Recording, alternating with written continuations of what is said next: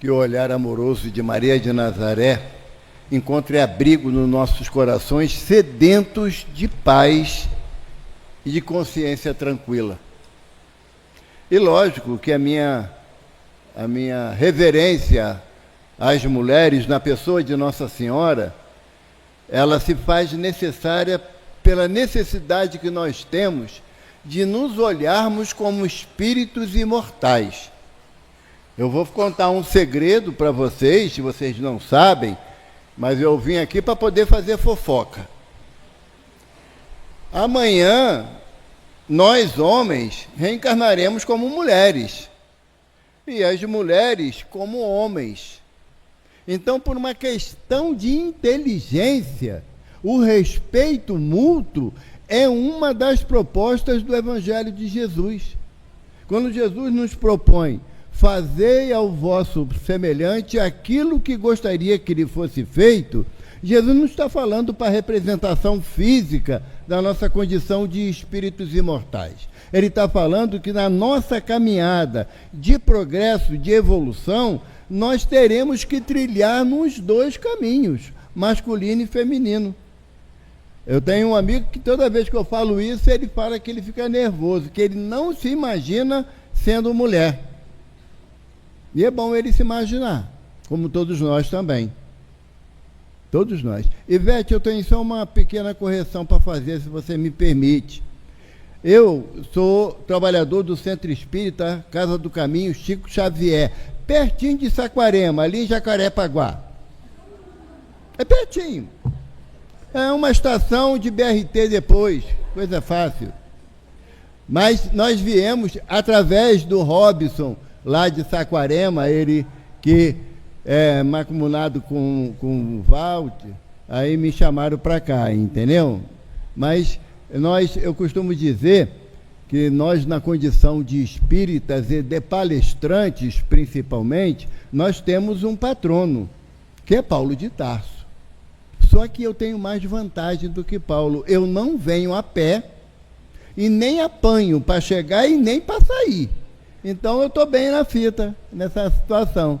Né? Também, claro, deixar o nosso carinho para os nossos irmãos internautas e principalmente para os irmãos desencarnados, que são muito mais do que nós fisicamente aqui presentes. Porque o mestre nos fala: onde houver dois ou mais reunidos em seu nome, que ele estaria presente. Então, o ser dois ou mais, eu e o meu mentor já somos dois, porque Jesus não fala que é dois encarnados, se é duas pessoas, não, são dois ou mais reunidos em meu nome, eu estaria presente. Então, a alegria da gente de estar na casa dos trabalhadores de Jesus, com a presença do mestre, através dos benfeitores que nos assistem. Que muitas das vezes nós viemos à casa espírita na busca justa, necessária, do nosso equilíbrio moral, espiritual e material, super necessário. Eu tenho outra notícia para dar para vocês, que às vezes o pessoal esquece, né? Nós estamos num plano de prova e expiação. Dá para ser feliz não, gente. O conceito nosso de felicidade, nós encarnados, ainda está muito associado a uma questão material que a gente elege como sendo a ideal. Eu, quando eu me aposentei, achei que eu ia ficar deitado na rede, balangando para lá e para cá, doce engano. A minha esposa fala que eu trabalho mais agora do que quando eu estava na ativa. Por quê? Porque a proposta da tarefa na doutrina espírita não é de boa vida. Não é. E a proposta da doutrina, no trabalho, tendo como base a orientação do Evangelho, é algo que é extremamente trabalhoso e emblemático, que é a nossa transformação. Sabe? Por mais que eu ame a minha esposa, meus irmãos, meus filhos, meus netos, eu não mudo uma vírgula de ninguém. Como a gente gostaria de mudar um pouquinho, né? Não muda. Agora, eu mudo a minha vida no momento que eu desejar. A proposta do Senhor Jesus é: aquele que quiser vir após mim, negue a si mesmo, tome a sua cruz e siga-me. Negar a nós mesmos é muito difícil. É muito difícil. Por isso que eu gosto de lembrar que nós estamos num plano de prova e expiação. O senhor Allan Kardec, lá no Evangelho segundo o Espiritismo, ele nos alerta. O verdadeiro espírita é aquele que promove a sua transformação moral e pelo esforço que emprega em domar as más inclinações. Por mais que o vizinho me aborreça, eu não tenho direito de falar mal dele. Não tenho direito de... tem uma história de uma pessoa, morava num prédio, o vizinho do andar de cima tinha o hábito de, quando dava 10 horas da noite, ouvir pagode. Adorava pagode. O vizinho de baixo, espírita, frequentador da casa espírita, descobriu que o morador do andar de cima era funcionário público federal. Aí o vizinho de baixo, espírita, começou a prática da prece. Senhor Jesus, eu te busco no teu coração amoroso para que encontre uma colocação de chefia para o meu vizinho no Rio Grande do Sul. Está pedindo coisa boa para ele, mas longe. Não é essa a proposta da doutrina. A proposta da doutrina é que eu exerça em mim o conceito de benevolência, de indulgência e de perdão.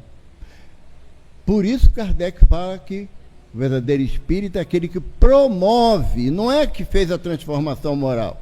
Não é. Não é aquele que já compreende a necessidade do amor ao próximo como conduta diária da sua caminhada. É aquele que promove a transformação moral. É aquele que, na hora que o sinal abre, você olha para o carro da frente, o cara está com a cabeça baixa, nitidamente no WhatsApp, e você está em cima da hora para sair. Aí o que a gente faz? Senhor Jesus, mestre amoroso e misericordioso, ampare o irmão da frente, para que quando ele conseguir, ele vê que o sinal está aberto. Ou a gente mete a mão na buzina. Entende? É a promoção da minha transformação moral, ela é gradativa, mas tem que ser contínua, tem que ser constante. Agora, a outra parte que Kardec fala, que é domar as más inclinações, aí o bicho pega. Aí o bicho pega. Porque eu sempre lembro disso, domar alguns de nós, vocês não, são tudo garoto novo, mas antigamente os circos tinham os domadores de fera. Eu não sei, que eu nunca fui, mas eu via na televisão, quando era possível, né? E o homem estava lá, o domador estava lá dentro da jaula, uma cadeira e um chicote, não é? Estalava o chicote, o leão, o tigre, pulava de uma bancada para outra. Vez ou outra, a cadeira quebrava, o chicote arrebentava, e o leão se fartava do domador. Não é assim? Não era assim? Várias anotações antigas de domadores que morreram na frente do público, atracados pelas feras. O que isso quer dizer? Ou você doma a tua fera interior do orgulho, do egoísmo, da vaidade, da prepotência, da arrogância, ou vai te destruir de novo. Destruir de novo por quê? Porque temos um benfeitor na tarefa nossa lá da casa, Dr. Herman Coach, que ele diz o seguinte: você guarda mágoa, que bom, vai ter infarto. Não perdoa, muito bom, vai morrer de câncer. Por quê? Porque o mal que eu carrego dentro de mim, eu amo o meu irmão Vanderlei. Mas no dia 10 de dezembro de 1989, ele fez uma grosseria comigo, gente. Sabe, é difícil de esquecer. Não, eu não amo, porque quem ama perdoa. A proposta da doutrina é uma reformulação de entendimento para, como diz Emmanuel no Pão Nosso, não temos mais que enfrentar as feras no circo, mas temos as feras interiores que nos devora o desejo da mudança. Por isso que Kardec manda a gente domar. E não é uma atividade fácil. Você deixar de ser orgulhoso, a gente sofre para deixar de ser orgulhoso. Para deixar de ser prepotente é uma coisa pior do que prego no sapato. Porque a gente não desiste de ser como sempre foi, porque é cômodo, mesmo que tenhamos a ideia da síndrome da Gabriela.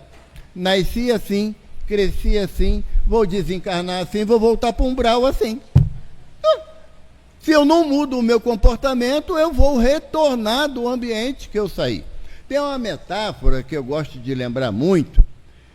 Um homem viajando pelo interior do país, ele parou no posto de gasolina para abastecer e ele ouviu o ganido de um cão. O cão estava chorando. O frentista abasteceu o carro, pediu para jogar uma água nos vidros e ele escutando o cão chorando, chorando. E ele saiu andando até em direção do cachorro e quando ele olhou, viu que o cachorro estava deitado numa tábua e chorando. Ele foi querer chegar perto do cachorro, rosnou para ele, ele recuou e falou com o frentista: o cachorro está chorando lá. Aí o frentista falou assim: eu sei, é que ele está deitado numa tábua com um prego. Ué, e o que vocês fazem? Não, a gente chega aqui, tira ele da tábua com prego, ele volta e deita de novo na tábua com prego, porque está doendo para chorar, mas não para mudar de posição. E muitas das vezes nós somos assim, sabe? Aquela mágoa que a gente guarda nos fere, mas a gente prefere a dor de manter a mágoa do que mudar nosso comportamento e emitir um pensamento de perdão, de misericórdia, de compaixão para aquele que nos magoou. Só em relação à mágoa, mais uma história, que eu gosto de história, que fica mais fácil para fixar. Nós sabemos que Chico Xavier sempre gostou de animais. Ele chegou a ter 6 gatos, aliás, 6 cachorros e 8 gatos. E tudo dentro de casa. E ele tinha uma cachorrinha, que ele tinha muito carinho por ela, porque ela ficou muito doente, ela tinha um câncer que impossibilitava ela de andar, e ela ficava sempre deitadinha na cozinha, perto da pia. O Chico, depois que terminava as suas atividades todas, e às vezes era 1h, 1h30 da manhã, o Chico chegava em casa, ia limpar a bolinha, que estava toda sujinha, dava comida na boca da bolinha, toda noite aquilo. A irmã que morava com o Chico falou assim: tá certo isso não, senhor. Chico chega aí cansado, tem que cuidar dessa cachorra, uma fedentina danada. Não dá conta não, vou dar um jeito nisso. Chegou de manhã, Chico saiu para trabalhar, ela comprou chumbinho, botou na comida da cachorra. Quando o Chico chegou de noite, foi procurar a bolinha, cadê a bolinha? Chico, acabei com o sofrimento dela e do teu. Dei veneno para ela, morreu, já enterrei lá no fundo do quintal. Chico ficou triste, cabisbaixo, foi para dentro do quarto. Vai jantar não, Chico? Quero não. Falou nada, ficou quieto. Passado um mês, Emmanuel, o mentor de Chico, aparece para ele. Chico estava recebendo as psicografias que deram origem à série Fonte Viva, como do livro que foi lido hoje. E Emmanuel falou assim: vamos ter que parar com a psicografia. Aí o Chico: seu Emmanuel, acabou? Não, Chico, acabou não. Mas a mágoa que você guarda no seu peito está atrapalhando a recepção da mensagem. Como você não quer desfazer da mágoa, nós vamos parar a tarefa. Seu Emmanuel, faz isso não. Eu gosto tanto de receber mensagens, são mensagens de consolo para tanta gente. Aí Emmanuel falou assim: tem um jeito, Chico. Ele: qual, seu Emmanuel? Você vai descobrir o que a sua irmã quer ganhar de presente. O que ela mais deseja ganhar de presente. Aí o Chico falou: seu Emmanuel, ela mata a bolinha, eu tenho que dar presente a ela? Aí Emmanuel falou: Chico, o ensinamento é de Jesus, não é meu não. Se teu irmão te injuria, te calunia, deseja o teu mal, ora a Deus por ele. É o que Jesus ensinou. O Chico sabia que o que a irmã mais desejava era uma máquina de overlock, porque ela era costureira e a máquina de overlock ia ajudar muito ela na sua tarefa. Chico foi para BH, Pedro Leopoldo dista 40 quilômetros de BH, ele foi para BH, chegou lá e ele diz isso numa entrevista, tem gravado no YouTube, que ele comprou a máquina e dividiu em prestações por 3 reencarnações. Que era muito cara, ele não tinha dinheiro, então ele combinou lá com o dono da loja que ia pagar em 3 reencarnações. E contratou um carro de aluguel, que antigamente não chamava de táxi, né? E foi para Pedro Leopoldo. Quando parou o carro na porta, a irmã dele achou novidade, foi ver quem era, quando vi era o Chico, e Chico e o motorista do carro ajudando a tirar aquela máquina. Quando ela viu a máquina, ela começou a chorar. Oi, Chico, tu não é irmão de nós não, tu é a mãe da gente, como você é bom com nós, Chico. Ajoelhou no pé do Chico e deu um beijo no coração. Na hora que ela beijou o coração do Chico, o Chico disse que caiu uma placa preta, pegajosa do seu coração, e ele sentiu um alívio. A mágoa tinha ido embora. Emmanuel olhou para ele, deu um sorriso e falou: vamos trabalhar, meu filho? Então, o meu sentimento de mágoa que eu guardo por qualquer ofensa, não tem ofensa pequena nem ofensa grande, não. Porque a ofensa, ela é de acordo com a forma como eu a recebo. Não é como, o outro quis me magoar. Ele tem o direito de querer me magoar. Agora, se eu me deixar ser magoado, aí o problema já é meu. A opção é minha. Então, em função desse desejo de tirar a mágoa do nosso coração, gente, eu sei que não é fácil. Eu sei, não estou dando aqui receita de bolo, que é facinho de fazer quando chegar em casa, não é não. Mas a proposta da doutrina é que nós nos reformulemos. Porque eu falo de coração, se tiver de acordo com a misericórdia de Jesus, eu não quero mais encarnar na Terra. Eu quero ir para um plano melhor. Eu tenho o direito de desejar isso, mas para que eu alcance isso, o que é necessário? Eu parar de agir como age um espírito num plano de prova e expiação. Porque está lá em Eclesiastes, a felicidade não é desse mundo. Porque o conceito de felicidade que nós temos está intimamente relacionado com o aspecto material. Se eu sou jovem, quero uma boa esposa, um bom marido. Filhos educados. De preferência que hoje em dia está muito difícil reencarnar, né? A juventude não quer muito pensar nesse negócio de ser pai e mãe, não. Adota um cachorro e manda castrar, para não correr risco. Não é assim? Então, a minha proposta é que eu me melhorando, eu sendo um espírito que busca a minha reformulação, há possibilidade de eu reencarnar num plano melhor. Porque é o mestre que fala: reconcilia com teu irmão enquanto caminha com ele, para que ele não te entregue ao juiz, esse não te apresente ao ministro da Justiça, e ele não te encerre na prisão, porque não sairás dali enquanto não resgatar o último tio de vossas dívidas. É o que o mestre nos fala. Quem é o juiz que eu preciso? Se eu não me reconciliar, o meu irmão vai me denunciar ao juiz. Quem é esse juiz? É a nossa consciência. Pergunta 621 do Livro dos Espíritos. Onde está escrita a lei de Deus? Na consciência. Então esse é o juiz. E Emmanuel fala que é um juiz incorruptível.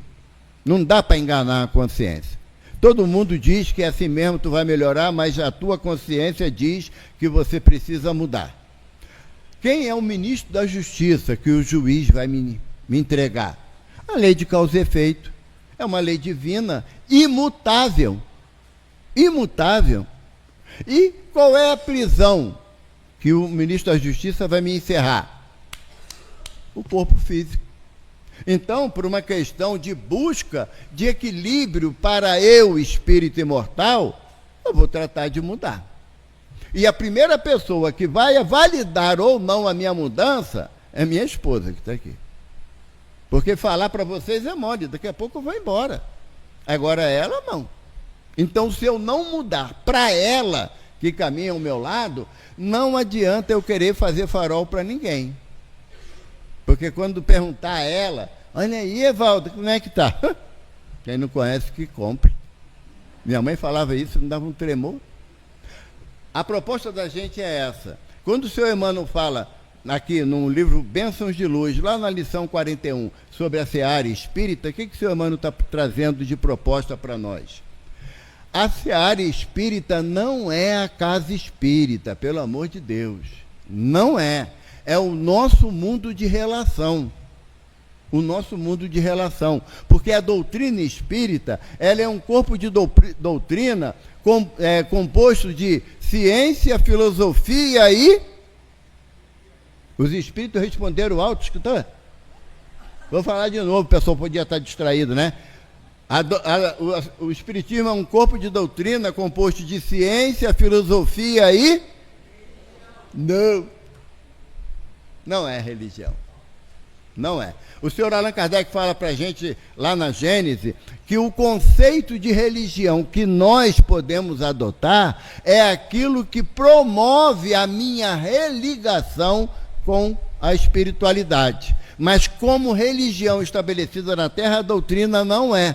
E ele ainda fala que a doutrina não tem padre e nem papa. Temos a nossa Federação Espírita Brasileira, um órgão de respeito, mantenedor do conceito da doutrina. A federação, ela não é um órgão normativo, é um órgão orientativo. Cada casa espírita tem a sua individualidade e toma as decisões de acordo com o público que frequenta a casa. Que o Sr. Allan Kardec fala para a gente lá no Evangelho, na introdução do Evangelho, que nós podemos abordar o Evangelho de Jesus em 5 aspectos. E a doutrina se propõe a abordar o aspecto moral do Evangelho de Jesus. Você pode contestar, Maria não era virgem nada, Jesus não nasceu em Belém, José e Maria tiveram 350 filhos, pode falar o que não vai mudar. O contexto básico não vai mudar, mas você não vai poder dizer que amar a Deus sobre todas as coisas e ao próximo como a ti mesmo está errado.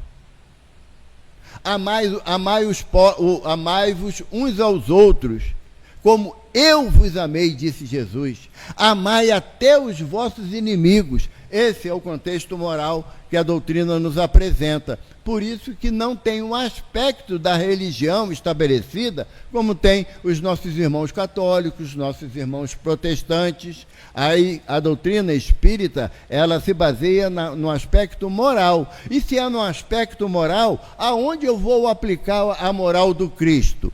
Dentro da casa espírita é o melhor lugar do mundo. Melhor lugar do mundo. Você vai sair daqui para lá, tropeça no pé de alguém, a pessoa que estava com o pé na frente pede desculpa, né? Ancha, deixei meu pé na frente do teu, pô, foi mal aí, desculpa. Lá fora é que é a nossa encrenca. Tem um aviso ali. Não estacione na garagem do vizinho. Não, gente, mas ele não vai sair, não. O carro dele já está dentro de casa lá. Hoje é domingo, gente. Pelo amor de Deus, vai fazer o que na rua de noite, né? É rapidinho. Sabe? A proposta de amar o próximo está inclusa o respeito que você dedica ao outro.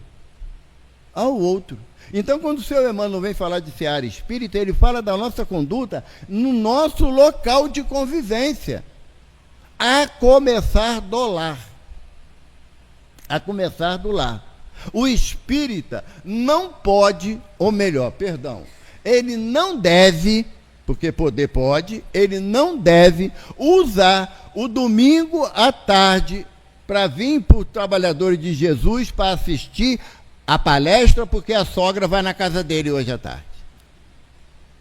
Para fugir daquilo que ele não tem estrutura, se diz, não tem estrutura para suportar isso todo dia lá na minha casa.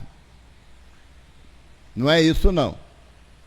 Jesus fala, os discípulos perguntam, mestre, aonde devemos orar ao Pai?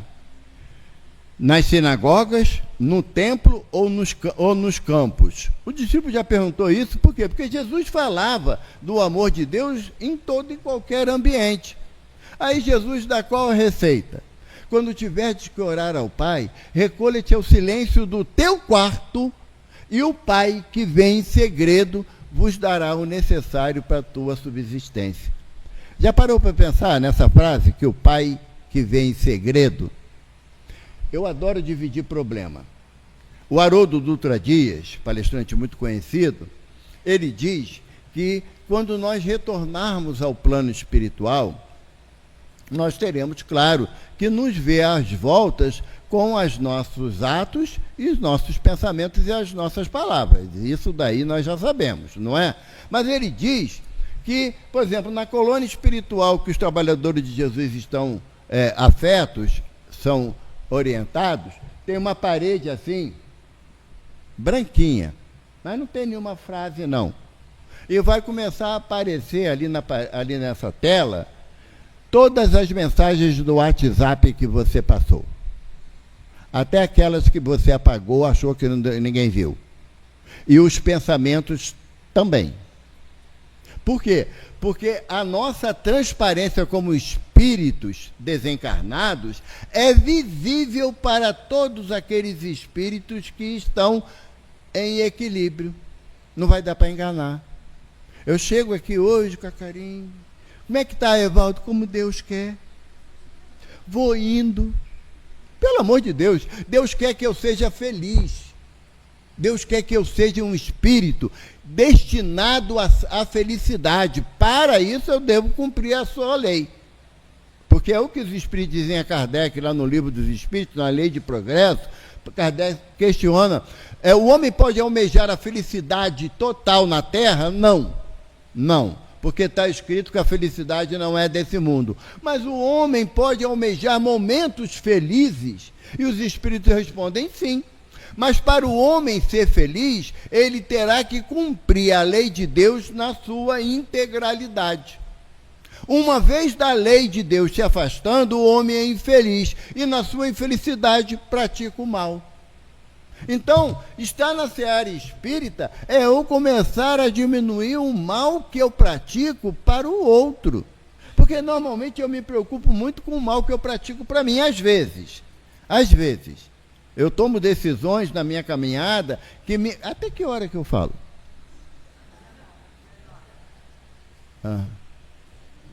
De amanhã? É que eu começo a me empolgo. Ainda bem que tem um relógio grandão ali. Porque a proposta é de nós caminharmos dentro da prática do bem, não é por questão de religião, não. Tira isso do coração de vocês. A prática do bem é um conceito de inteligência. Porque o Evangelho, ele aflora na gente o ato da inteligência. Porque se você ama o próximo, você não cria novas inimizades. O Divaldo Pereira Franco, nosso benfeitor na espiritualidade, ele tem uma frase muito consistente. Ele diz que se alguém não gosta de mim, eu fico triste, mas não tenho gerência sobre isso. Então o problema é dele, que não gosta de mim. Agora, se eu não gosto de alguém, aí o problema é meu. Porque a minha proposta do Evangelho é fazer o bem sem olhar a quem, dá com a esquerda sem que a direita o saiba. Então, no contexto da seara espírita, eu tenho que começar a praticar na minha vida de relação o que eu aprendo aqui dentro. Deixar para ser fraterno, amigo, companheiro dentro da casa espírita, nós estamos agindo, desculpa o termo duro, mas estamos agindo como aquele que Jesus diz para a gente, né? Mestre, muitos curei em teu nome, afastei demônios. E Jesus falou que diria o que para eles? Afastai-vos de mim, só iniquidades cometeste. Porque a gente não pode mais jogar para a plateia. Emmanuel fala assim para a gente. Olha só. Não nos queixarmos da falta de orientação no dever a cumprir, porquanto estamos informados com respeito às atitudes que nos competem na esfera da consciência. Por que Emmanuel fala isso? A lei de Deus está na nossa consciência. Você pode até fingir que não está ouvindo a sua consciência.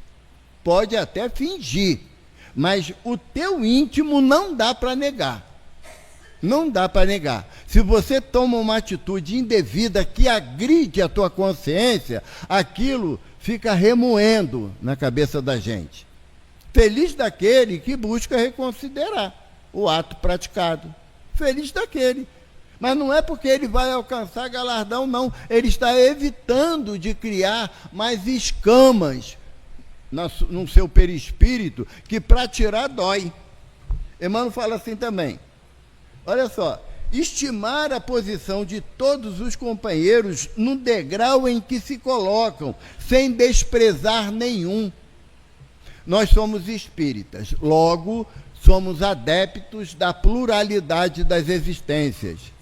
Nós sabemos que o espírito princípio inteligente do universo, uma das forças da natureza, é um ser em construção. Então, hoje, quem está como meu serviçal, não quer dizer que ele vai estar sempre nessa condição em existências futuras. Pode trocar de lugar.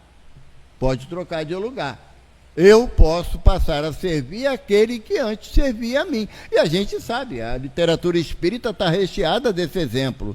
Agora, se eu for usar aquela frase tão dolorosa que eu já ouvi algumas vezes, sabe com quem está falando? Na casa que eu estou matriculado, tinha uma jovem, uns 20 anos na época. Eu tinha terminado a palestra. Ela chegou perto de mim e falou assim: Seu Evaldo, à época, quantos anos o senhor está na doutrina? Empinei o peitinho de pombo. 40 anos, minha filha. Na mesma hora, ouvir espírito tem hora que é ruim, né? Não é bom, não. Na mesma hora, meu mentor falou assim: e quanto tempo a doutrina está dentro de você? Eu, na hora, virei para a menina: minha filha, não quer dizer nada, 40 anos, se não praticar o bem, não representa nada. E nós ainda queremos impactar o outro pelo tempo que está na casa, ou que está na doutrina. De você olhar, um domingo de manhã, vem os irmãos, testemunha de Jeová, bate no teu portão. Ih, vai lá, fala que papai e mamãe não estão, não. Aí depois você quer provar para o seu filho que mentir não é legal. Sabe? Eles estão no portão para falar o que para você? Mal do vizinho deles ou para falar da palavra de Deus na Bíblia? Então escuta, seja caridoso com você, não é com ele não, que ele está cumprindo a tarefa para a qual ele se propôs. Então, aqui o que Emmanuel fala é que a atividade de qualquer irmão, ela é de grande valia. Pode mais uma historinha do Chico? Chico era interessante, né? O Chico, ele passava por muitos momentos de solidão. Por quê? Porque normalmente as pessoas chegavam perto dele para usufruir de alguma forma, né? Uma palavra de consolo, mas ele tinha poucas pessoas dispostas a ouvi-lo. E quando o Chico estava muito angustiado, sabe para onde ele ia? Para o cemitério. Ele ia para o cemitério. Que ele dizia que lá era um silêncio adorável. No máximo, ele via um espírito passar para lá e para cá, né? O espírito fazia careta para ele. Aí um dia ele estava sentado numa campa lá, refletindo, e ele sentiu um cheiro forte de cachaça, sabe? Aquelas pingas braba mesmo. E quando ele olhou para o lado, viu um espírito cambaleando, sabe? E o espírito olhou para ele e falou assim: você é o tal do Chico, não é? Que fala com nós, com o morto. Aí o Chico falou: sou eu mesmo. Ele falou assim: liga não pro cheiro, não. É que eu tenho que tomar umas pingas de vez em quando. Aí o Chico falou: meu filho, isso já te levou pro túmulo, não adiantou? O que eu vou falar para tu, né?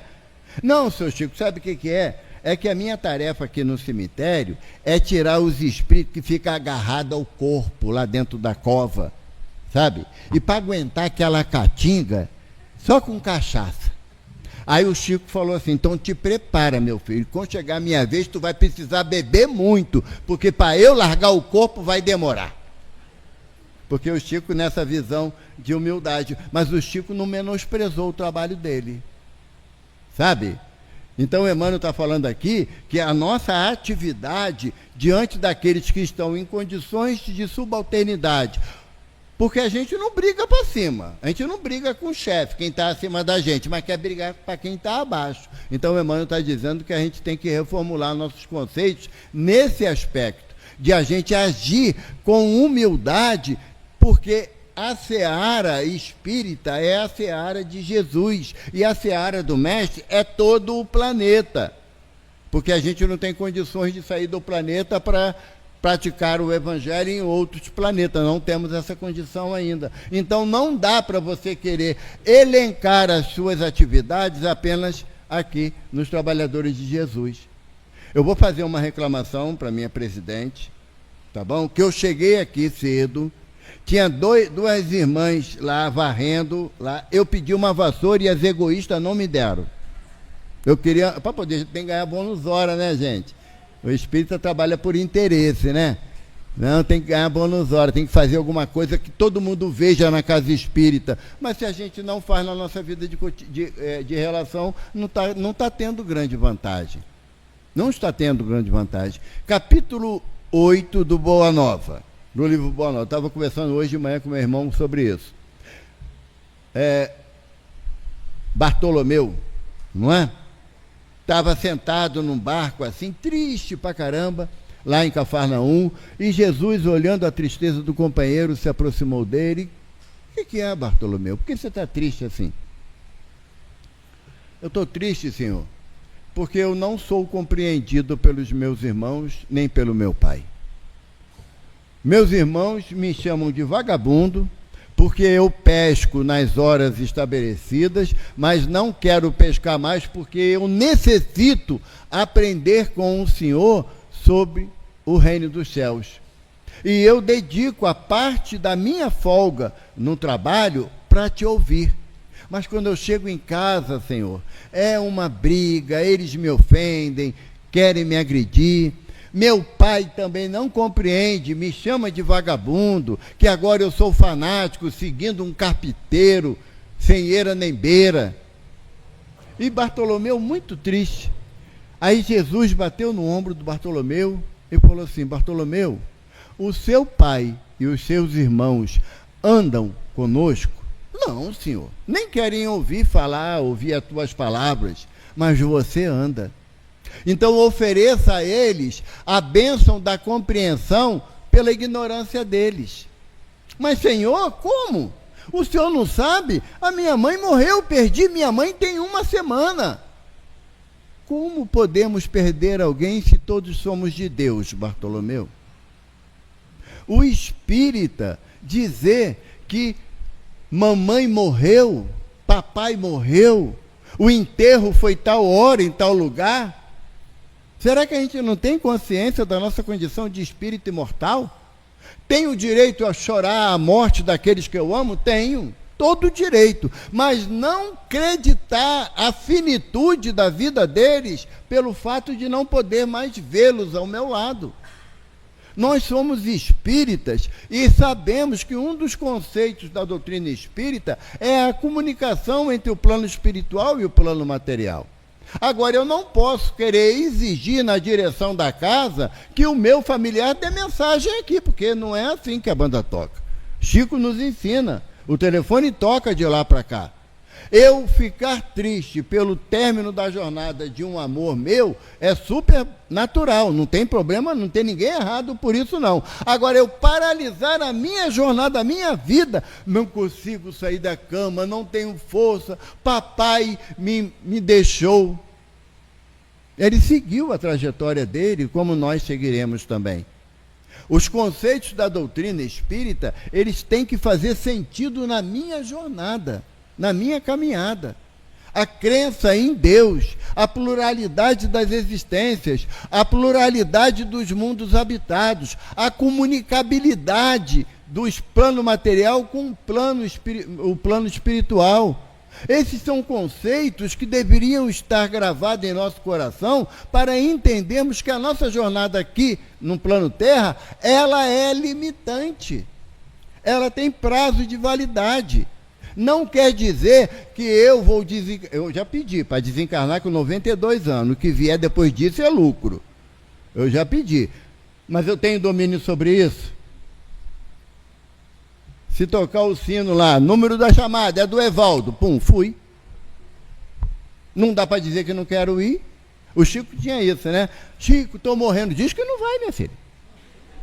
Mas Jesus me chama, diz para ele que você está muito ocupado, não pode ir agora não. Às vezes ele escuta, às vezes não escuta, mas que vai ter que ir, vai ter que ir. Então a proposta da doutrina na minha caminhada é eu vir para a casa espírita, estudar, que eu vi sua palestra não resolve, tá bom? Eu falei uma vez isso, um amigo meu que é palestrante falou, você está jogando contra a categoria. Eu falei, não. Vir para a casa espírita só no dia de palestra demonstra o quanto nós precisamos de estímulos maiores para estudarmos. Vim para a casa espírita para os grupos de estudos, show de bola. Mas também vim para a casa espírita quando for para atender os irmãos carentes. Na seara espírita, todos nós temos compromissos, responsabilidades, mas temos enorme satisfação de praticar o bem.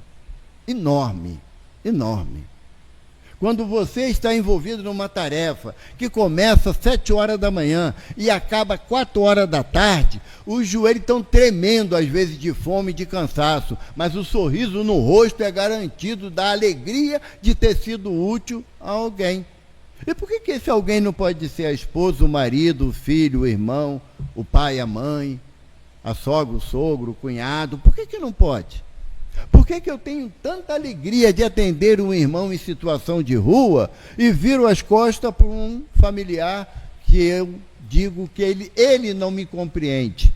Mas quem estuda o evangelho sou eu, então quem é que tem que compreender? Sou eu. A proposta de servirmos a seara espírita é de que nós possamos mudar o nosso comportamento e não mudar o outro. Para finalizar, Emmanuel fala assim para a gente, está no último parágrafo. Reconhecemos que se a doutrina espírita nos serve e auxilia de inúmeros modos, é natural que ela chegue até nós, esperando venhamos a conhecer e a praticar a nossa obrigação de auxiliar e servir. Se nós viermos à casa espírita na esperança única de que eu vou tomar um passe e eu vou estar com todos os meus problemas resolvidos, isso é a organização Tabajara. Lembra desse tinha antigamente? Não é essa a finalidade da casa espírita. Porque diante da mulher chamada adúltera, Jesus, depois de enunciar os pecados, os 10 mandamentos, todo mundo saiu, ele pergunta para a mulher, onde os teus acusadores? Ela respondeu, foram-se, Senhor. E o mestre, no ímpeto de amor, eu também não te condeno. Vá e não peque mais. A proposta da gente de mudança tem que ser de hoje para frente. O para trás não dá para mudar. A proposta do Evangelho é você amar o máximo que puder, porque não dá para amar tudo e todos. Não dá, ainda não estamos nesse patamar. Mas eu aprender a desvelar o amor, não pela circunstância que o outro me favoreça, mas pelo compromisso de que eu desejo, e desejo do fundo da minha alma, servir a Jesus. Mas eu não vou conseguir alcançar o mestre, mas eu alcanço ele, ela, ele. Eu alcanço. Então, servir a Jesus na pessoa do meu próximo. Aí, a seara espírita estará contando certamente com mais um trabalhador. Graças a Deus. Prece? Pode emendar na prece? Ah, tá.